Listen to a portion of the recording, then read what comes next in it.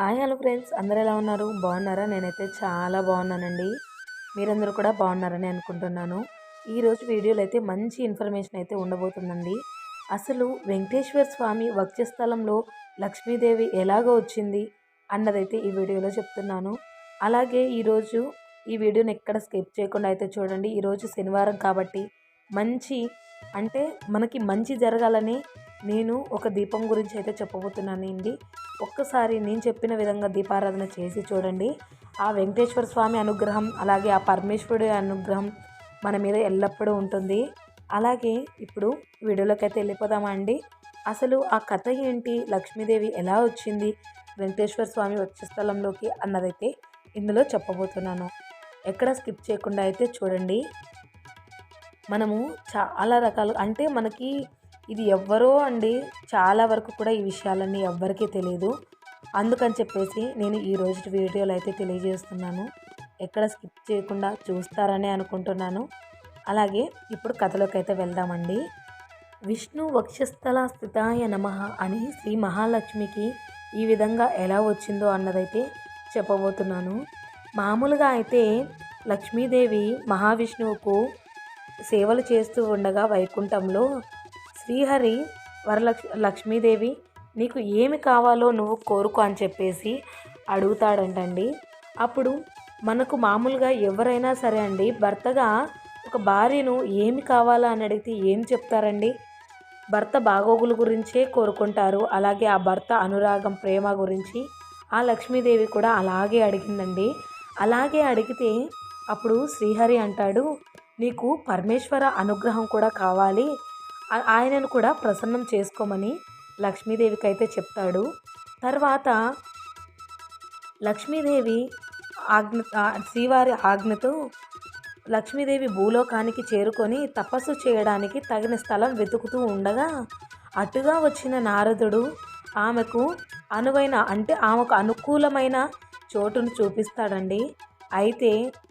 అయితే ఆయన చూపిన చోటుని ఎంచుకొని లక్ష్మీదేవి అయితే తపస్సునైతే ప్రారంభిస్తుందండి. అయితే ప్రారంభించేటప్పుడు గణపతి పూజను మర్చిపోయిన తర్వాత చూద్దాము ఏం జరుగుతుందో చెప్తాను. మామూలుగా అయితే మనము ఏ పూజ చేసుకున్నా, ఏ వ్రతం చేసుకున్నా గణపతిని పూజించిన తర్వాతే మనము మొదలు పెడతామండి. అలాగా లక్ష్మీదేవి అయితే మర్చిపోయిందంట గణపతిని పూజించడము. అందుకు ఆయనకు కోపం వచ్చింది. గణపతికి కోపం వచ్చి సరస్వతి దేవిని వేడుకుంటాడనమాట. ఏమని? గణపతి ఆ లక్ష్మీదేవి నన్ను పూజించడం మర్చిపోయినది, నువ్వు ఎలాగైనా కూడా ఆ వ్రతానికి భంగం కలిగేలాగా చెయ్యి అని చెప్పేసి సరస్వతి దేవిని వేడుకుంటాడండి. లక్ష్మీదేవి ఎంతగా శివ పంచాక్షరి జపం చేద్దామనుకున్నప్పటికీ కూడా తపస్సుపై ఆమె మనసు లగ్నం కాకపోవడంతో దివ్య దృష్టితో అసలు సంగతి ఏంటి అని చెప్పేసి లక్ష్మీదేవి అయితే కనుక్కుంది.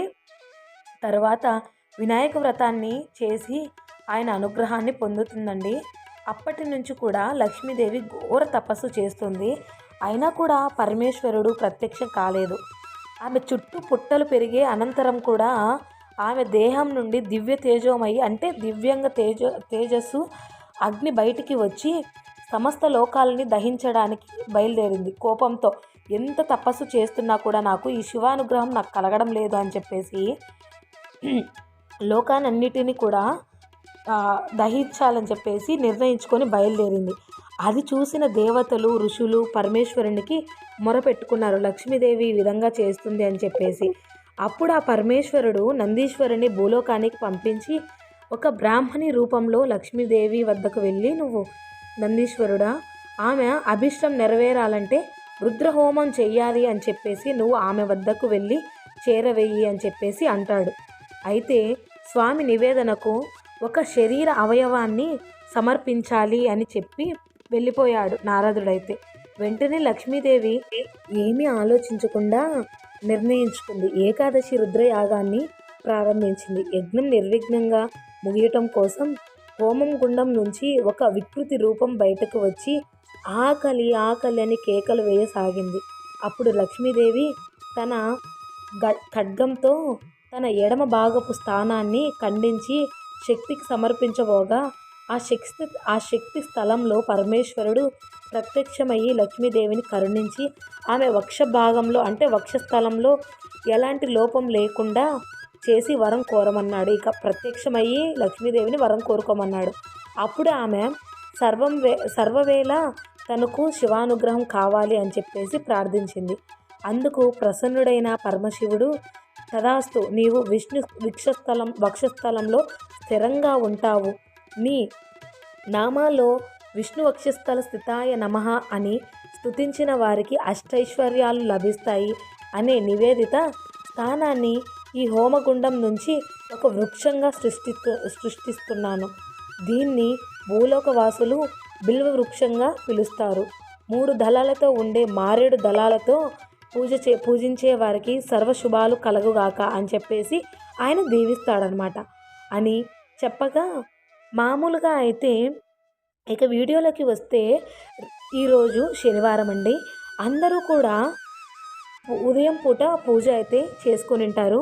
సాయంత్రం అయితే ఏం చేస్తారంటే మామూలుగా రావి ఆకును కానీ తమలపాకును కానీ తీసుకొని ఓం గుర్తు కానీ స్వస్తిక్ గుర్తు కానీ వేసి ఆ ఆకు మీదుగా పిండి ప్రమిదన పెట్టి 3 ఒత్తులు కలిపి ఒక ఒత్తిగా చేసుకొని దీపారాధన చేసినట్లయితే అందులో కూడా ఆ దీపంలో కూడా అండి పిండి ప్రమిదలో తులసి ఆకును వేసి దీపారాధన చేస్తే మంచి ఫలితం అయితే ఉంటుందండి.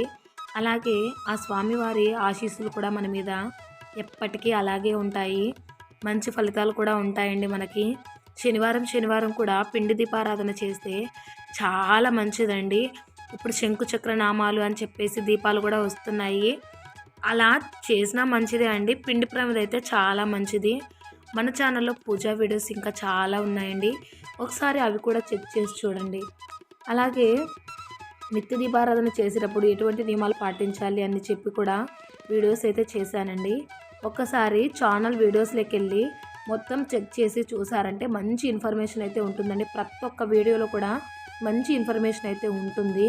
పిండి ప్రమిద ఎలా చేయాలి అని చెప్పేసి వీడియో ఉంది అని చెప్పేసాను కదా, అది కూడా నేను ఎండ్ కార్డ్లో అయితే యాడ్ చేస్తాను, చూడండి. నచ్చినట్టయితే లైక్ చేసి షేర్ చేసి కమెంట్ కూడా చేయండి ఫ్రెండ్స్. ప్లీజ్ మీ సపోర్ట్ నాకు ఎప్పటికీ ఇలాగే ఉండాలి. ఇలాగే ఉందనుకోండి ఇంకా ముందుకు కూడా వెళ్తానండి నేను. అది మీ సపోర్ట్ ఉంటేనే జరుగుతుంది. అది మీ వల్లే అని చెప్పుకోవాలండి. నేను ఇప్పటి వరకు కూడా వీడియోస్ చేస్తూ వ్యూస్ వస్తున్నాయి, సబ్స్క్రైబర్స్ వస్తున్నారు అంటే అదంతా కూడా మీ వల్లే అంటే అదంతా కూడా మీ క్రెడిటే. Thanks for watching friends. మరొక మంచి వీడియోతో అయితే మీ ముందుకు వచ్చేస్తాను. Bye bye friends.